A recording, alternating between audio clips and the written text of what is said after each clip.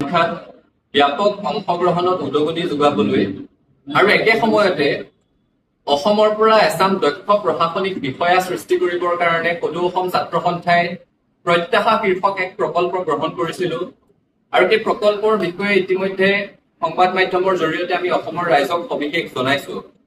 এই প্ৰকল্পৰ অধীনত অসমৰ পৰা কেন্দ্ৰীয় লোকসেৱা আয়োগৰ অসামৰিক সেৱাৰ পৰীক্ষাত প্ৰিলিমছ উত্তীৰ্ণ যিসকল অসম সন্তান আছে তেখেতসকলৰ মেইনছ পৰীক্ষাৰ কাৰণে মূল পৰীক্ষাৰ প্ৰশিক্ষণৰ কাৰণে সহায় কৰিবলৈ এক বিশেষ জলপানি দিয়াৰ ব্যৱস্থা কৰা হৈছে। ইতিমধ্যে আমি ঘোষণা কৰিছিলো যে 25 গৰাকী তেনেকুৱা যুৱক যুৱতীক আমি সহায় কৰিম বুলি, কিন্তু প্ৰথম বৰ্ষত 9 গৰাকীয়ে আবেদন জনাইছে আৰু সেই 9 গৰাকী ছাত্ৰ ছাত্ৰী যুৱক যুৱতীক তেওঁলোকৰ মূল পৰীক্ষাৰ প্ৰশিক্ষণৰ বাবে 50,000 টকাকৈ জলপানি প্ৰদান কৰিবৰ কাৰণে ছাত্ৰ সন্থাই সিদ্ধান্ত গ্ৰহণ কৰিছো। সেই কথা আপোনালোকক ইতিমধ্যে আমি জনাইছো। তাৰ সমান্তৰালভাৱে এই প্ৰত্যাশা প্ৰকল্পৰ আটাইতকৈ গুৰুত্বপূৰ্ণ অংগ আমি অসমৰ পৰা নিৰ্বাচিত ছাত্ৰ ছাত্ৰী যুৱক যুৱতীক কেন্দ্ৰীয় লোকসেৱা আয়োগৰ অসামৰিক সেৱাৰ প্ৰশিক্ষণৰ বাবে পূৰ্ণকালীন প্ৰশিক্ষণৰ বাবে দিল্লী প্ৰেৰণ কৰিবলৈ সিদ্ধান্ত গ্ৰহণ কৰিছো। অসমৰ পৰা 26 গৰাকী ছাত্ৰ ছাত্ৰী যুৱক যুৱতী আৰু উত্তৰ পূৰ্বাঞ্চলৰ আন ৰাজ্যৰ পৰা উত্তৰ পূৰ্বাঞ্চল ছাত্ৰ সংগঠনৰ জৰিয়তে প্ৰতিখন ৰাজ্যৰ পৰা 2 গৰাকীকৈ নিৰ্বাচন কৰি মুঠ 14 গৰাকী, অৰ্থাৎ অসমৰ 26 গৰাকী আৰু উত্তৰ পূৰ্বাঞ্চলৰ আন ৰাজ্যৰ 14 গৰাকী মিলি 40 গৰাকী ছাত্ৰ ছাত্ৰী যুৱক যুৱতীক পূৰ্ণকালীন প্ৰশিক্ষণৰ বাবে দিল্লী প্ৰেৰণ কৰিবলৈ সদৌ অসম ছাত্ৰ সন্থাই সিদ্ধান্ত গ্ৰহণ কৰিছো।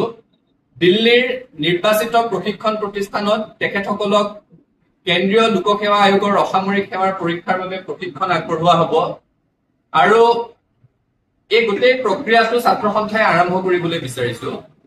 তাৰ কাৰণে এক বিশেষ বাছনি পৰীক্ষাৰ ব্যৱস্থা কৰা হৈছে। বাছনিৰ এটা প্ৰক্ৰিয়া থাকিব। অহা কাইলৈ অৰ্থাৎ 26 জুলাইৰ পৰা সদৌ অসম ছাত্ৰ সন্থাৰ ৱেবছাইট www.asu.org.in তাত আমি প্ৰপত্ৰ মুকলি কৰি দিম। এই প্ৰপত্ৰ পূৰণ কৰি ছাত্ৰ ছাত্ৰী যুৱক যুৱতীসকলে যিসকল দিল্লীত প্ৰশিক্ষণৰ বাবে যাবলৈ ইচ্ছুক তেখেতসকলে আবেদন কৰিব পাৰিব।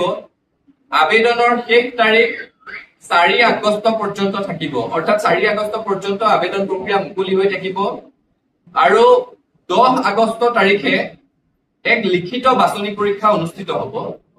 যিসকল যুৱক যুৱতী ছাত্ৰ ছাত্ৰীয়ে দিল্লীত প্ৰশিক্ষণৰ বাবে আবেদন কৰিব 4 আগষ্ট তাৰিখলৈকে তেখেতসকলে আবেদন কৰিব পাৰিব আৰু 10 আগষ্টত তেখেতসকল এটি লিখিত বাছনি পৰীক্ষাত বহিব লাগিব। এই বাছনি পৰীক্ষা গুৱাহাটীস্থিত ৰয়েল গ্লোবেল বিশ্ববিদ্যালয়ৰ প্ৰাংগণত অনুষ্ঠিত হ'ব আৰু লিখিত বাছনি পৰীক্ষাৰ পিছত এক মৌখিক পৰীক্ষাও অনুষ্ঠিত হ'ব। মৌখিক পৰীক্ষাৰ তাৰিখ আমি পৰৱৰ্তী সময়ত আপোনালোকক অৱগত কৰিম।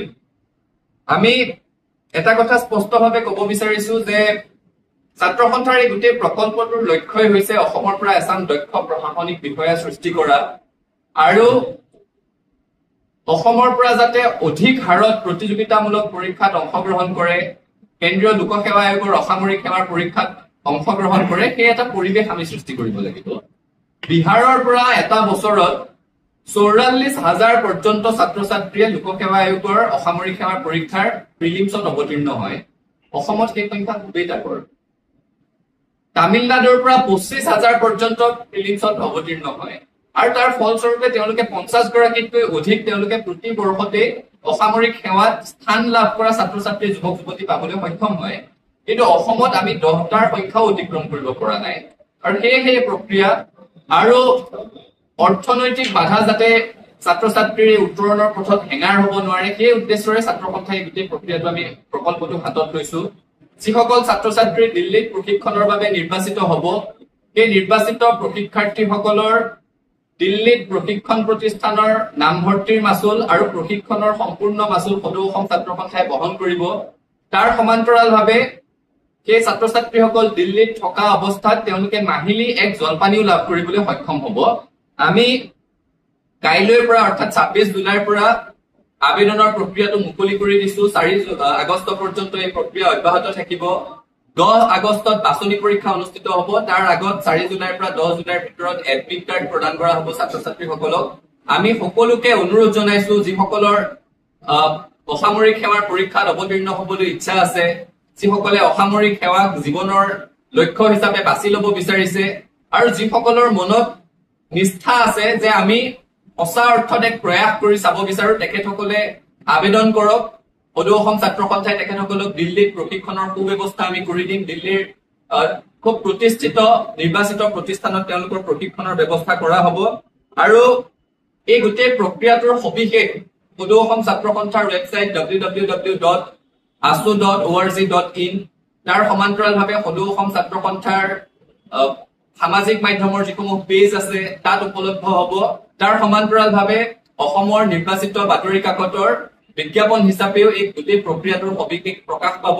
আপোনালোকৰ মাধ্যমেৰে অসমৰ নতুন চাম যুৱক যুৱতী ছাত্ৰ ছাত্ৰীক আমি অনুৰোধ জনাইছো, আহ্বান জনাইছো যে আপোনালোকে নিষ্ঠা সহকাৰে এই প্ৰক্ৰিয়াত অংশগ্ৰহণ কৰক আৰু অসমৰ পৰা দক্ষ প্ৰশাসনিক বিষয়া সৃষ্টি হোৱা এই গোটেই প্ৰক্ৰিয়াটোত, এই গোটেই আন্দোলনটোত আপোনালোকে খুব নিষ্ঠাৰে সৈতে যোগ দিয়ক, তাকেই সকলোলৈকে আহ্বান জনাইছো।